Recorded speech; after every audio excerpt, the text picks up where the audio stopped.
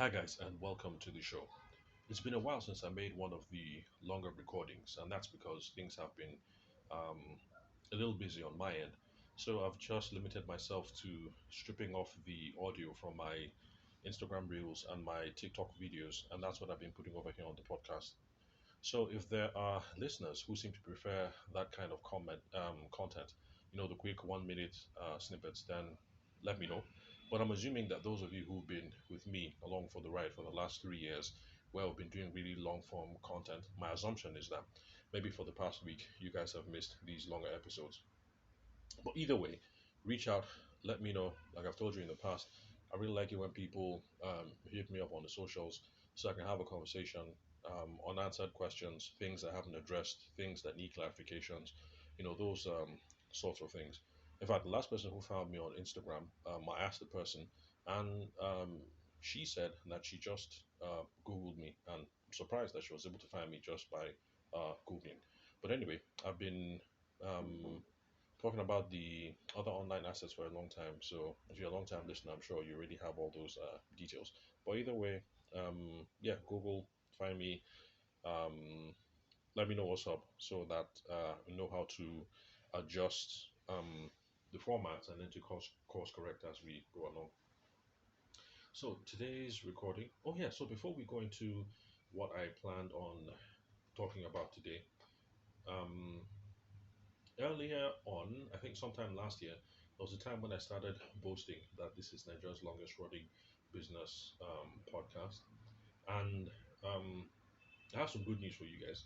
My boast was not entirely incorrect because I have found other business podcasts, but it seems that we all started roughly at about the same time, just before the um, lockdowns became a thing.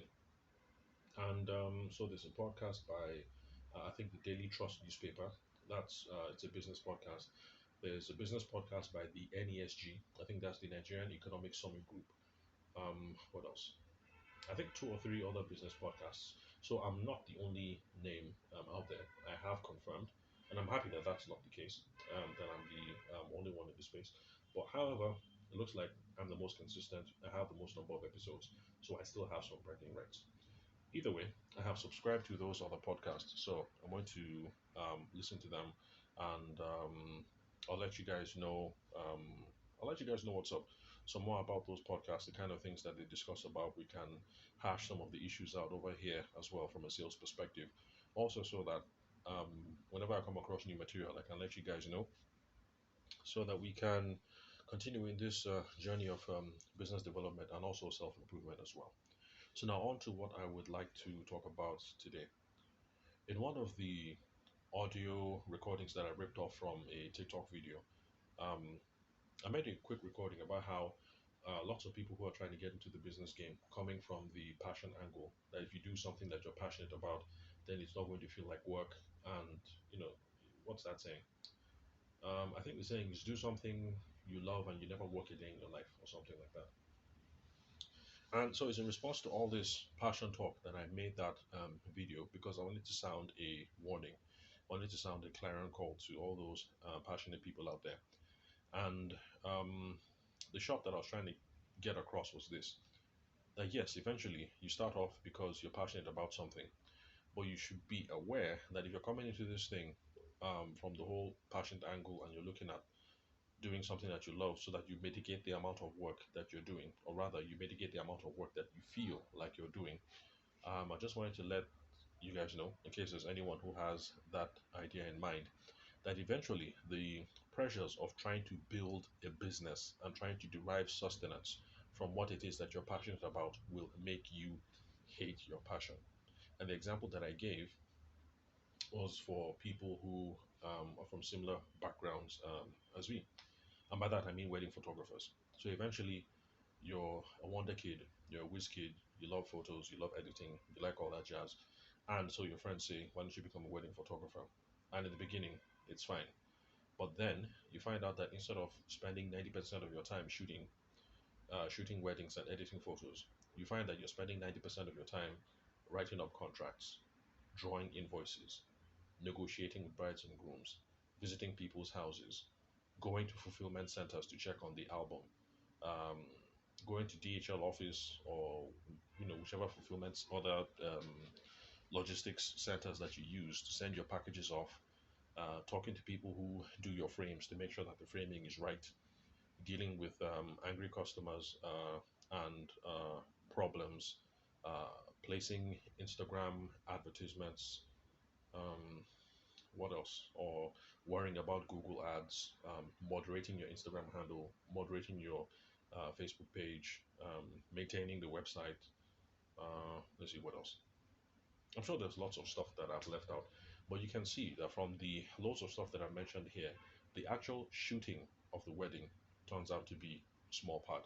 So the thing that you love, which is the camera and the editing process that goes along with it, now becomes a small part of what you do on a day to day. And that is the thing that absolutely makes it so crushing when you come into this and say, oh, let me do what I love. I love planning parties, I love planning weddings. So you come into this, and then 2 years later, you absolutely hate what it is that you do.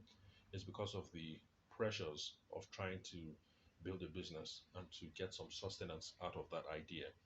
So I wanted to let people know real straight that this is how it works. If you're coming into the entrepreneurship game, you're coming into the business game, you also have different motivations. You can talk about that on future podcasts. But if you're coming from the whole passion thing, just know that yes, if you're passionate about it, it can give some drive so that you can stay in the game longer, but that eventually you're going to hate what it is that you do because of these pressures of the pressures of trying to make a living basically out of what it is that you love. So that was the whole point of the video. It's just 1 minute. I left it like that, and something real surprising happened. Some people chimed up on the video, and one of the guys turned out to be a music producer, and it's a shame, but it kind of fleshes out exactly what I was trying to say in the video. So music producers, you get into the game because you're good at Fruity Loops, you're good at Cubase, you're good at what's that? This Apple has its own sound editing programs. You're a whiz at all this stuff. You like DJing, you like the music, you like the crowds, you like your song craft, all those other things. That's what brings you into the game. At first, when you become a music producer, well, then unfortunately, you start, and then you find out that you're not spending a lot of your time behind the console mixing beats and recording. You find that you have to be networking with studio owners or building relationships with DJs because your stuff has to get played. Trying to build relationships with artists and performance venues because if you're making all these mad beats but your songs are not being performed, it's not being played anywhere, then you're not going to get any fulfillment. And then, of course, you also have to find a way to keep the lights on while you're paying for studio sessions because studio time is expensive. And if you need any talent that goes along with it. So let's say you are a producer, but then um, you also incorporate live elements, so you have to pay um, the studio band. What else? Well, anyway, bottom line is you can see that people who come into this sort of thing, they're coming here for the love, and then they end up dealing with all this crap that they didn't think was part of the game, which is dealing with other human beings, the artists, the managers, the venues, the locations, the DJs, um, and then now in today's day and age, having to worry about streaming rights, getting yourself on Spotify, trying to um, go viral on YouTube, trying to game algorithms. It just becomes a slaw of all kinds of things that they didn't intend when they were coming into the business in the beginning. So um, I'm going to try and be encouraging, of course, because we all have our ups and downs. So when things are up and doing good, there's no problem. When things look like they are on the downward spiral, it would be nice to have people in your corner who can help you push through. So that's what I'm going to try and do. That's what I try to do whenever I run into people um, who are currently on the downward spiral. So yes, we do our best to encourage and to motivate each other. But just have it in mind that if you're one of these people who's about to get into the game and you're coming all rose-eyed about it, um, let me, photography is my passion, music is my passion, dance is my passion, flowers are my passion, art is my passion, whatever it is, just realize that there's a whole lot more to do with it than passion. So let's say you're one of those people, you're an artist, and art is your passion. Well, producing the art is one thing. You're going to have to buy supplies. You're going to have to manage studio space. You're also going to have to manage your inventory.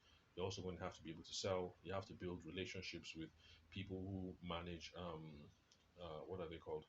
These places where you showcase your art, not museums, what are they called? Galleries. So you have to build relationships with gallery people.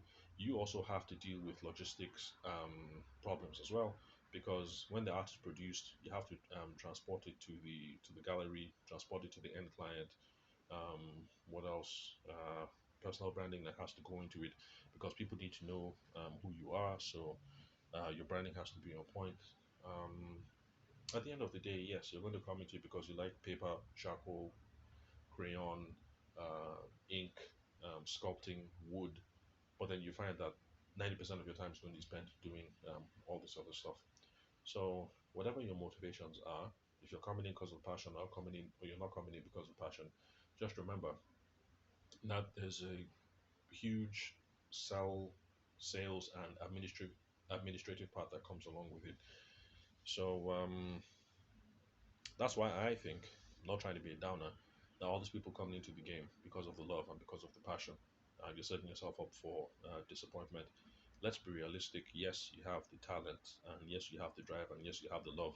But just remember that a huge part of success in our endeavors is tied into the selling, the administrative, the boring, the repetitive, the unglamorous stuff that we all have to be good at to um, actually make a living out of doing what it is that we love. Yeah, so that's it. Let me not be too much of a downer today. And yeah, so thank you guys for listening. I'll catch you guys at the next recording. Don't forget to hit me up. Let me know what you guys prefer. If you prefer these short form things, the quick videos with the 1 minute audios ripped off, or if you guys prefer the much more long form content that we've been doing for the last 3 years or so. So thank you very much for your time and attention. I'll catch you guys at the next recording.